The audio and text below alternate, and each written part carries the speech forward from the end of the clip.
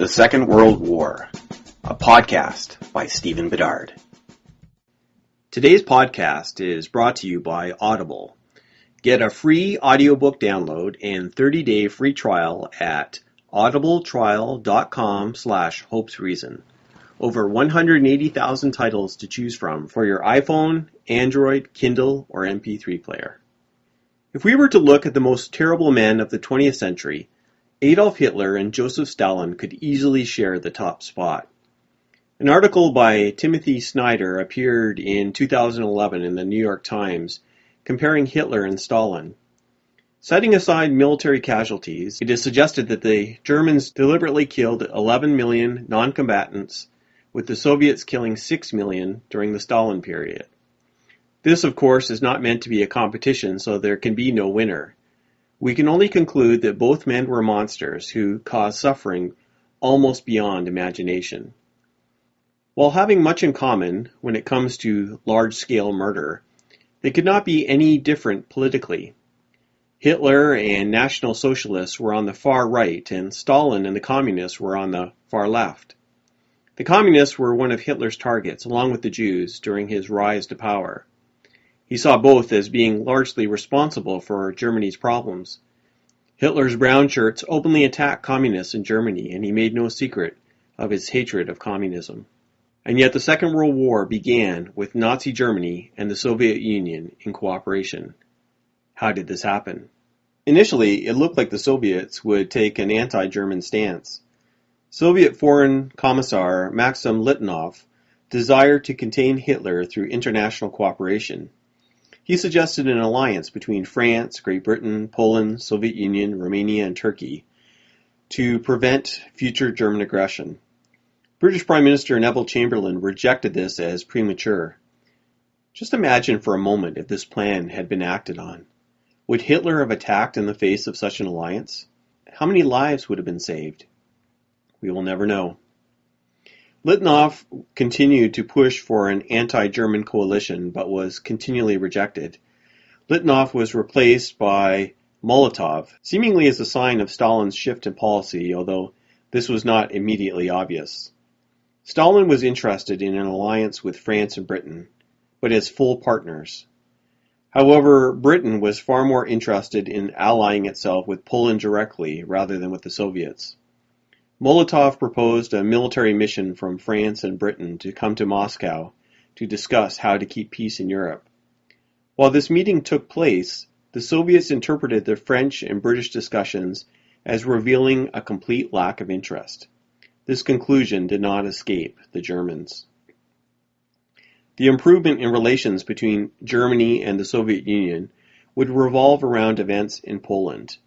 It was clear that Hitler had his eyes on Poland. The question was, what role would the Soviets play? Would the Soviet side with Poland, Britain, and France? There certainly was some openness to this, but there were some strong anti-Russian feelings in Poland.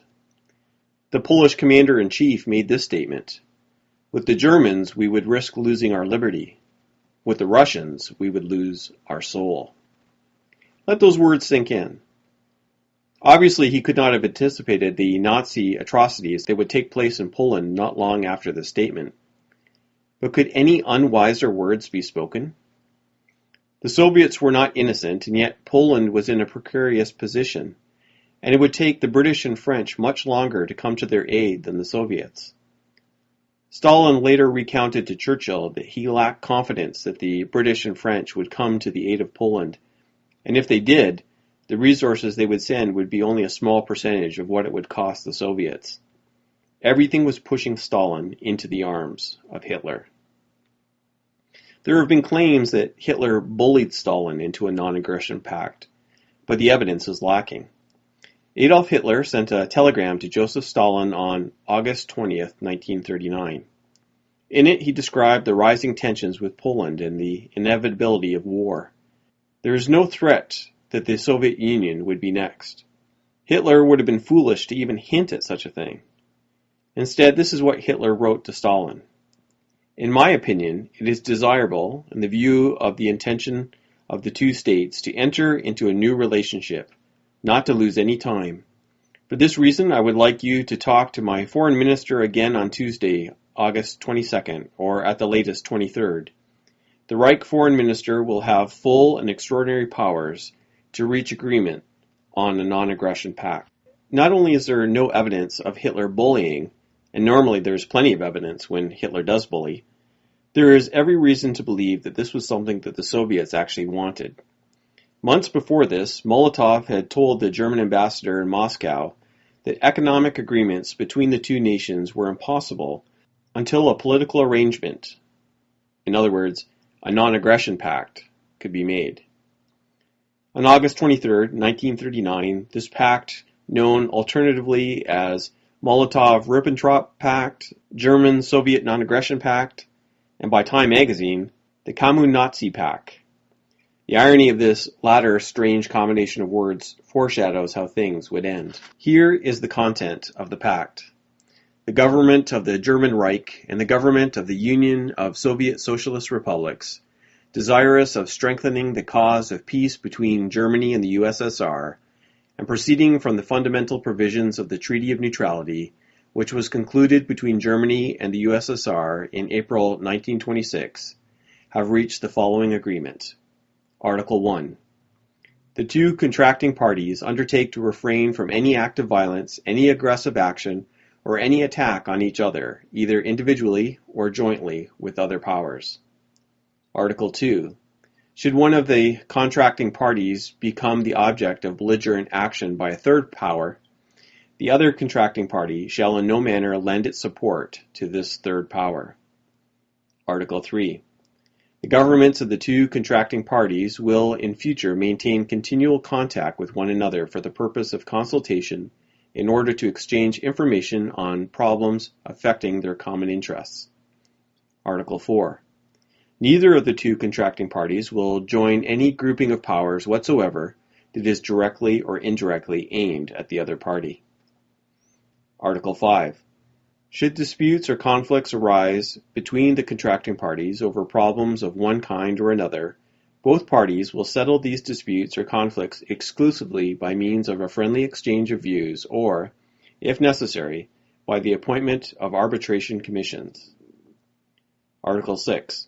The present treaty shall be concluded for a period of 10 years with the proviso that insofar as one of the contracting parties does not denounce it 1 year prior to the expiration of this period, the validity of this treaty shall be deemed automatically extended for another 5 years. Article 7.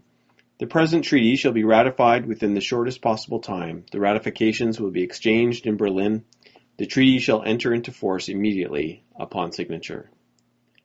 However, there was an additional secret protocol which said this.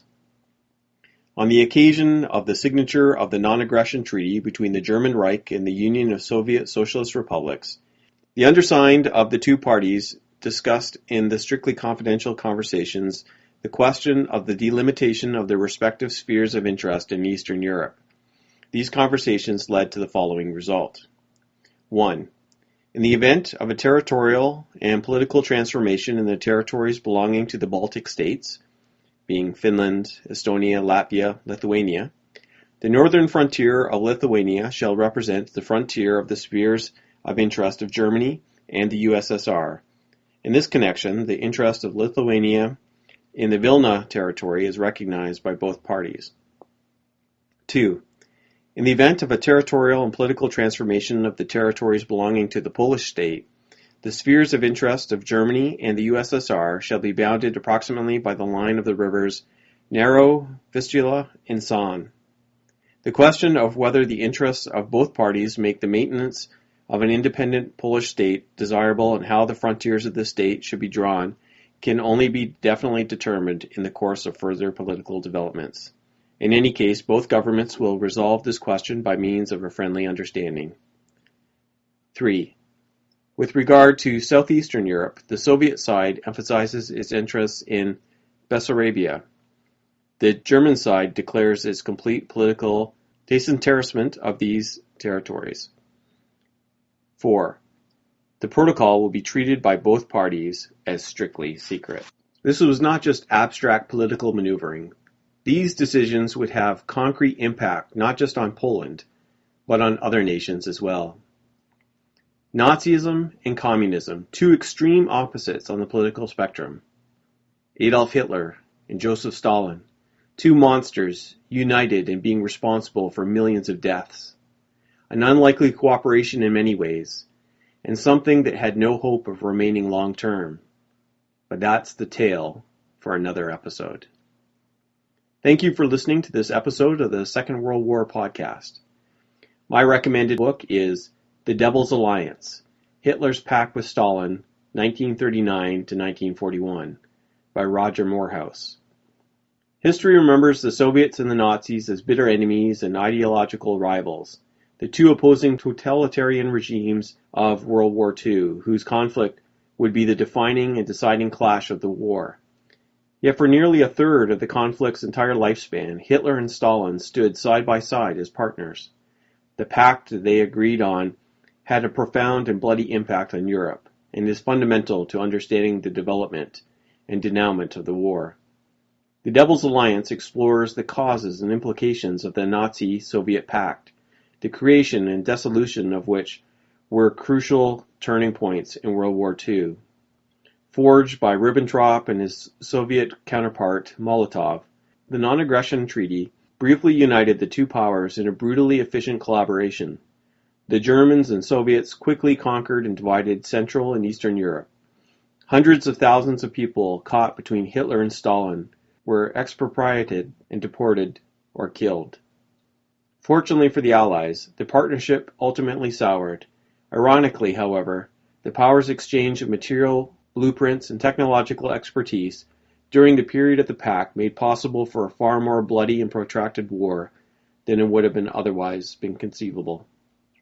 Combining comprehensive research with a gripping narrative, The Devil's Alliance is the authoritative history of the Nazi-Soviet pact. To find both blog posts and other episodes of the podcast, please visit me at stephenjbedard.com/Second World War.